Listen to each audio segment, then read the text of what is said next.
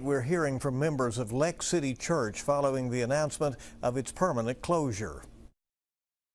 Okay, what do we do? Where do we go?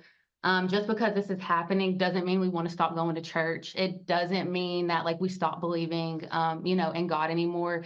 The news comes after the recent arrest of the church's pastor, the former pastor Zachary King. He is accused of sex crimes against a minor. Now members of his previous congregation are holding on to their faith as they search for new churches to join. WKYT's Grayson Passmore has our top story at 11. It's over. We're done. We're shutting our doors and kind of just being completely done.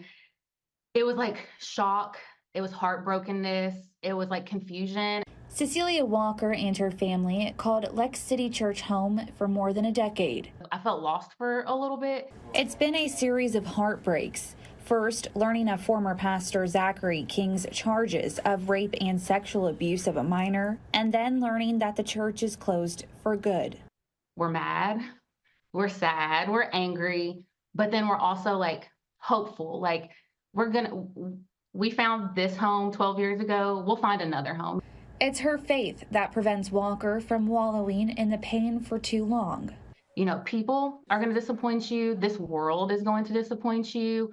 But at the end of the day, you can always rely on God. Walker made a Facebook post asking for church recommendations. Pastor at Durban Memorial Baptist Church, Brad Pierce, wants it known their doors are always open to anyone. We want our children to have a safe place to come and to learn and to grow. Pierce is also an ambassador with the Central Kentucky Network of Baptists, a faith-based group that has created a church-prepared sexual abuse prevention, response, and care guide. And it was in response to situations happening in churches all across the country where unfortunately we see ministers even fall short of the glory of God.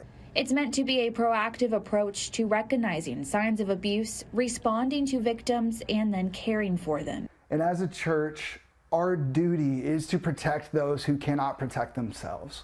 In Lexington, Grayson Passmore, WKYT. And Pierce says if any church leaders want to learn more, the organization is hosting a training coming up in November.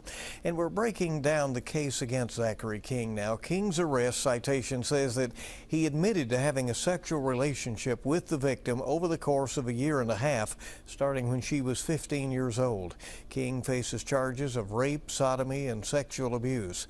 A not guilty plea was entered for him in court last week. A grand jury is considering his charges.